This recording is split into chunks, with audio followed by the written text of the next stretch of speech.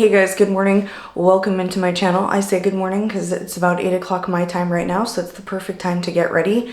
I want to play with a few of the new Tarte releases.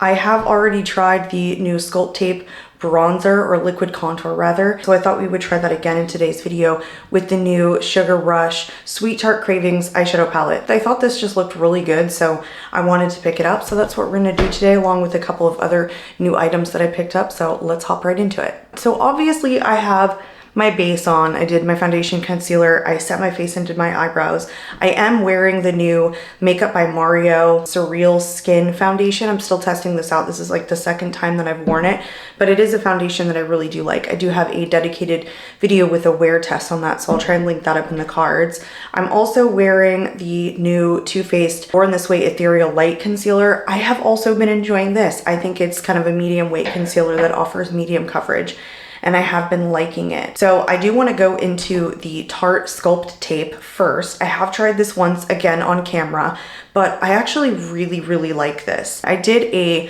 video where I tried it on one side and then the Charlotte on the other, and honestly I think I preferred this. However, I don't think this is really a contour in the sense that it's a very neutral tone. I think it has a little bit of warmth to it and it's not quite as pigmented. But as it compares to the Charlotte Tilbury, it's the exact same size, which is 0.4 fluid ounces, and it has a 6-month shelf life instead of a 12-month shelf life that the Charlotte has. It's the exact same applicator with a twist on and off, but the biggest difference here is that it's not as deep as the Charlotte Tilbury, and it does have a little bit of warmth to it, and it almost seems like a slight reddish undertone, which both of those things I actually prefer because I'm not big on contouring. And I did say this in my last video, but if there was any criticism to like the Charlotte Tilbury, it was that it was always a little muddy when I first put it on, and it was like a little bit of extra work to kind of blend it in. So I thought we would just start with that. We can just go straight into it. I have not applied any bronzer or blush or anything on my lips, so I do have a couple of new things that I want to test. So let's just draw this on, and I'm going to kind of show you guys like how light it is, how so user-friendly I think this is, and how I think this is more of a bronzer than I think it is a contour for fair to light skin tones, which this one is in the shade Soft Bronze. So if you guys can see, it has a hint of a red undertone to it. It's not fully neutral like the Charlotte Tilbury one is, and the Charlotte is a little bit darker. But like I said, my criticism with the Charlotte was that when you first put it on, it's very like muddy and like more difficult to blend in than I think this one is. I just think this gives a really nice finish, very easy to blend in. It's a buildable product, not too pigmented, but it is more like a liquid bronzer than it is a liquid contour. So let's just do the other side. I kind of lay it heavy with this. I have only used this once before, but I did notice that you can go in with a pretty heavy hand and it still looks really good. It just blends out so nicely and meshes with your skin like perfectly. So that's that side. It's just not something that I feel like you have to worry about going into hard the way that I do that you like have to be careful with the Charlotte. And I am learning that my preferences have been that if I'm going to use a bronzer that has warmth to it, that it has a red base instead of like an orange base, because I think that on fair skin just looks a little bit more natural. And this does have a slight radiant finish to it. I'm actually loving this. I think that it's a tremendous product. I just don't think it's a contour. I think it's more of a liquid bronzer. And honestly, I do prefer it more than the Charlotte Tilbury one. All right, let's move on into blush. I have had this for like 2 months. When Simi Haze came into Sephora, I picked up a couple of their releases. I've already tried a couple on camera. I've even done speed reviews of how I think they perform.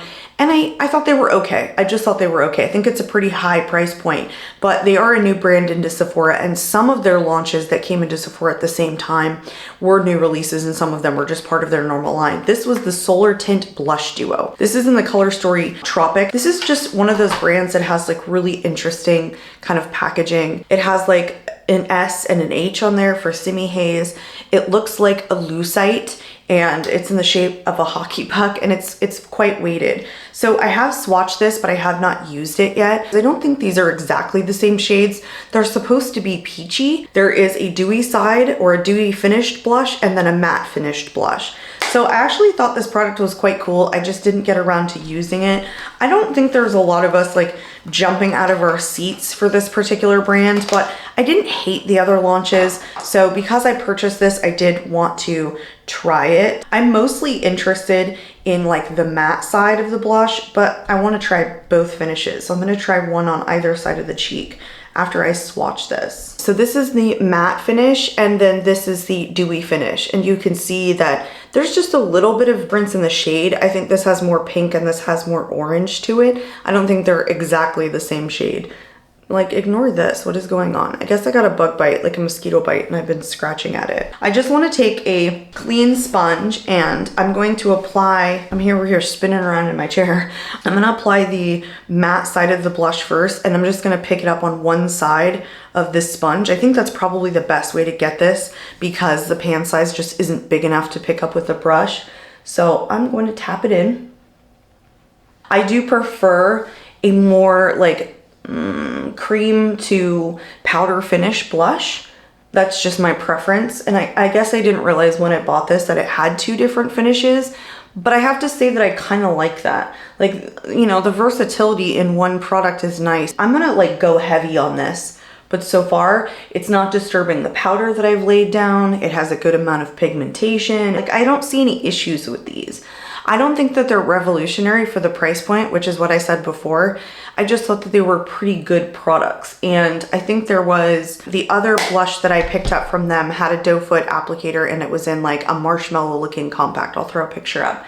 And I thought it was pretty good. I think it did lift some of my foundation, whereas I don't think this one, I don't think it is. I mean, you guys can see there's no patchiness issues. It's good pigmentation, nice and buildable. It's already dried down because it's that cream to powder formula. And I love this shade. I'm gonna take the other side of this same sponge and I'm gonna go into the dewy side and apply it to the right side.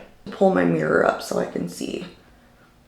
Yeah, they're definitely different shades. I feel like this one is a little bit deeper, but it's quite beautiful. I feel like this looks more maybe airbrushed than the other one. I saw Khaki Reviews Beauty kind of hating on the brand Simi Haze, and I would say like if it has anything to do with product, like there are a ton of crap products out there that actually cost a ton of money, and I think that they're like not as good as the Simi Haze, some of the Simi Haze ones that I've been testing. I don't know that like I'm an overall fan of the two individuals that launched this. I don't know anything about them. Simi and Haze are two twin sisters, and I don't know where they came from or why they came to be what they are before I purchased this. So I don't think that they're bad products. I don't know what Khaki Reviews Beauty, like what Khaki was saying when she was saying like, oh, they're just crap products, because I have seen her say that in her videos. I don't see that. Like, that's not what I get from these. I just think that they're okay. I do think though that I have other products in my collection that do similar things that are a lot less expensive, but that's that way for everything. I mean, I have Chanel quads and Tom Ford quads that are shit that I still buy, and I have other palettes that are like ColourPop that perform better than them. So, I mean, that happens all the time. If it's a branding thing, I mean, maybe, you know, it's about the individuals that launched this particular brand, but I don't see any issues with quality. You can totally see the difference in the finishes. This is a very dewy finish and this is a very matte finish. I think they're quite beautiful respectively, and I actually think that they performed really well. Like, there's no patchiness issues, they didn't pick up anything, and they were super easy to blend in. I mean, I feel like you have to set this down because it's a super emollient, super tacky formula, but if you want something that says that it's a dewy finish and still gives you good pigmentation, because that's what you're looking for, this finish is going to give it to you. And so I like reaching into a product where you have the option depending upon like what you're looking for that day. Okay, I really want something dewy because I have like more of a matte finish foundation. I actually think that you're going to enjoy using the dewy side of this. I mean, that's basically all I can kind of say about it. I did pick up a new drugstore highlighter. I want to say drugstore, but I've never even seen J.Cat in the drugstore. This is the You Glow Girl Baked Highlighter. I like a lot of baked products. Oh, I didn't grab a brush. And this looked like it was a new release. This is in the shade Seaside Frost, but when it was on Ulta, it was already on sale. For whatever reason, it was $5.99. Now I think it's back up to $9.99, but I quite enjoyed this. I just did a video with like mixing like the Pat McGrath eyeshadow palette and then some drugstore items. So mixing high-end and drugstore, just testing new makeup.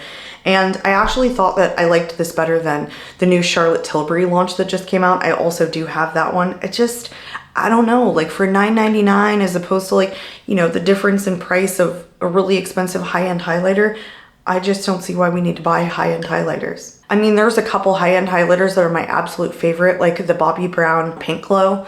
Super, super good highlighter. I love that. I wouldn't replace it with any other drugstore highlighter, but I just don't think that you need it in your life, right? Like there are other products from the drugstore that I think kill it, and I think this was just a really good alternative. Let me grab a brush. Yeah, I mean, it's even, you know, a baked formula, which is super nice, but look how punchy it is. And I don't think it's one of those highlighters that has a ton of glitters in it. It doesn't seem to be like emphasizing my texture on my face, not more than, you know, usual. So I just think like, wow, it's really good quality and we can still do baked products for like less than $10. So how can you, I don't know, how can you go wrong with buying like drugstore highlighters, honestly? I think they're just kind of the way to go. Just think it was overall super good, like drugstore, not even drugstore, just great baked quality highlighter. I did not dry my hair today, like not fully. And so now it's really starting to dry and get frizzy. So if you see that in the back, like just try and ignore it. All right, let's move on into the eyeshadow palette. So this is the Tarte Sugar Rush Sweet Tarte Cravings eyeshadow palette. It's just your 9-pan palette and it's a normal, like, you know, kind of everyday wearable color story. I'll add this that I have never been impressed with Tarte eyeshadow quality. I think they're just okay, but I think that they're not like the greatest in my collection. But when I saw this, I was like, all right, this kind of looks like a baked formula. It just looks different. It looked like maybe a cream formula. I don't know. But this palette just looked so cute that I had to get it, and I'm hoping that it's kind of a different quality than their holiday releases, which I actually think were better than some of the formulations that I have tested in the past. So I'm hoping that Tarte just keeps kind of like stepping it up, at least in my opinion, or the palettes that I'm trying. This is the packaging. It's so cute, actually. This is made in Taiwan and has a 12-month shelf life. I have not even opened this, and I've had this for a couple of weeks. Yeah, it's a beautiful color story. It's right up my alley is what I say all the time. Very neutral, very wearable colors, and I'm gonna do a live swatch of all of these. It looks like there are 3 matte finishes. There looks like there is like 2 soft shimmers and then 3 that have sparkles. So your mattes would be matte, matte, matte, and then the 2 that have the like lighter shimmers are here, like metallic finishes, and these ones have glitters in them. These 2 and this one right here. So let's swatch from top to bottom, left to right, and we'll do live swatches. Yeah, they feel super creamy. Tarte always has tiny, tiny pan sizes, which don't bother me for applying the eyeshadow. I've just never liked it for trying to swatch it. But I swatched this one shade right here, and this feels like a completely different formula than I've ever felt from Tarte before. Here is the swatch. Just look at it, like super creamy for Tarte. I just think this is like really good quality. This is like a pale, I can't tell if it's like, yeah, okay, it looks tan is what it looks like on my swatch on my hand. This is the second matte shade. It's like a burnt sienna. I have to be careful because it's hard to see that one. That's the swatch on the second matte. It's nice, like it's not skipping or patching. Yeah, this shimmer, the second shimmer, feels like a different formula than this one, which is kind of what I said. This one had more shimmer to it, so it's more reflective, and this felt like a softer shimmer, and it feels that way. It's much harder pressed in the pan, whereas this one is way more creamy. Super soft matte, deep purple shade. Didn't swatch the greatest. Usually these ones don't. This shimmer feels like the first one, just much more creamy, much more wet. So that feels like an exciting shade to try, honestly. This is another like creamy feeling shimmer formula. This as well. This is another shimmer. Look at that. Look how beautiful it is. That was the easiest swatch of them all. And then this one is the final matte shade, which is like this deep chocolate brown, which I kind of thought wouldn't swatch great, but it actually didn't swatch bad. So it's actually darker, like overall, once I get it swatched out. A lot of these shades here are very, very dark. And then you have like some burnt colors and just 2 light shades really. So my swatches aren't the absolute best, but a lot of these formulas felt so much better than previous Tarte. Let me try and take this off. They have some good lasting power. Like, I'm gonna say, these are some of the hardest to get off. These brown shades are staining the poop out of the back of my hand. Look at this. Oh man. All right, I'm gonna attest just from the swatching that these are super pigmented formula. Like, that was some of the hardest swatches to get on off of my arm I have ever done, ever. So let's create this eye look. I'm not gonna do anything outlandish, but I'm gonna try and use as many shades as I can. I'm gonna go into this very light pink and just build up a base. I don't think it's gonna give me a lot of pigmentation or a lot of color. And I'm also using a really fluffy brush. And this is like more my skin tone than anything, but I'm just gonna kind of lay it down as a base. All right, I'm gonna go into this like burnt shade right here, this other matte. I say burnt, but like burnt orange. And I'm going to take this into the crease, but I'm gonna focus it on, I think, probably the outer corner. And I just ever so slightly dipped my brush into it because I don't want too much of this color. I would prefer to do like more of a burgundy look, and this will, on me and my skin tone, well, it's just a very orange shade in general, but yeah, it'll pull super orange and it'll make the look very orange. So I'm gonna try and lightly apply this, but I am gonna test out the pigmentation on some of the deeper shades, so don't you worry. I wanna take this super like deep burgundy shade totally in the outer corner, and I'm gonna take it on like a flat packer brush. So I'm gonna build this up in the outer corner and we're gonna test its pigmentation. I'm dipping my brush in pretty hard to try and get as much of it as I can to just pack the shade on there.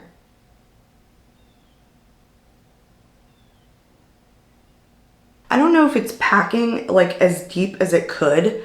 It's nice, it's just not like as deep as I thought it was gonna be based on the swatch and like the color in the pan. So yeah, I'm just packing this down and I'm going to like blend it out to diffuse it. I want to take this deeper shimmer and place it over the purple matte so we can use this as many shades as we can. And it'll give us a pretty shimmery look, but I'm into it.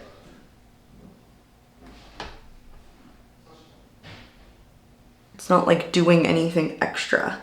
We're gonna transition it, we're gonna make a gradient. We're gonna go into this lighter, but still like dark pink shade. And I'm just gonna use my finger for this, honestly. And I'm gonna take it up like high above my crease a little bit. So I'm gonna, all right. That one's really nice, super easy to apply, very creamy. This shade is the one I'm gonna go into the like inner corner and then finish that little gradient that I started. That's a very chunky shimmer. I'm gonna say that this palette definitely runs a little bit deeper, and so I would suggest like do your eyeshadow look when you're using this palette first instead of like doing it afterwards, because it's really pigmented, and so there's the normal amount of like fallout that's happening and transfer of some of the deeper shades. Now I'm going in to kind of blend these all together and just like diffuse this out a bit because I've just packed it so hard. So yeah, I actually think that you can get like a pretty deep and like sultry look out of this. And I think that this palette is what I call like digestible. Like it has just the right amount of like pan size, the right amount of pans. And I thought everything was really pigmented. I think you can get a really, like I said, sultry look out of it. It's just pretty deep overall once you swatch it, because this shade doesn't do anything for me. So the only real transition shade that I have is this one. And using these two mattes, obviously like in the outer corner and diffusing it inward, you're still gonna get like a darker look. I think it was better quality than the Tarte shadows that I have tried in the past. I'm still testing out the Milani highly rated Lash Extensions tubing mascara. I have used this, I think about 3 times now, and I have liked it. It's that very similar wand to the Maybelline Sky High.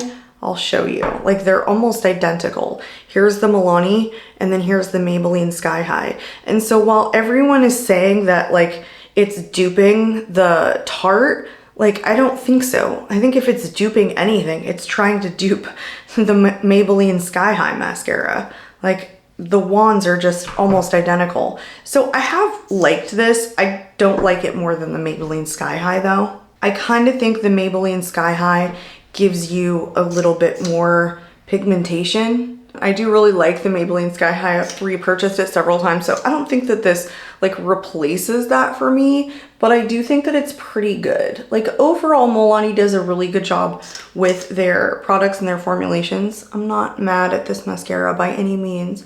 I just don't know that like any of the mascaras that I've been trying lately are like replacing the ones that are my top mascaras. And I'm kind of hoping that they do, because, you know, we get locked into these same mascaras and sometimes it's like, is there anything else out there? I've been using this for like 3 years. That is the completed eye look. I am not going to the lower lash line with my mascara or my eyeshadow because yeah, I have meetings today. And so the last product that I do want to try, I picked up a bunch of Laura Geller products on Black Friday, and it was definitely a brand that I had wanted to try. Like, there's just a couple on my list that I've been meaning to give a shot to. And so I picked up quite a bit of stuff from Laura Geller. She had these like Jelly Balm hydrating lip colors, and this was the Preserve Your Pout in the shade Brick House. And I picked up 2 of these. I don't know why I picked up 2. I don't remember picking up 2, but apparently I did. Here's the shade. I just thought it would look good maybe with the eye look today. And it's like really pigmented for a balm. All of the products that I've like picked up from her have been kind of like a hit or miss. Like, I did pick up one of the baked blushes and I really liked it.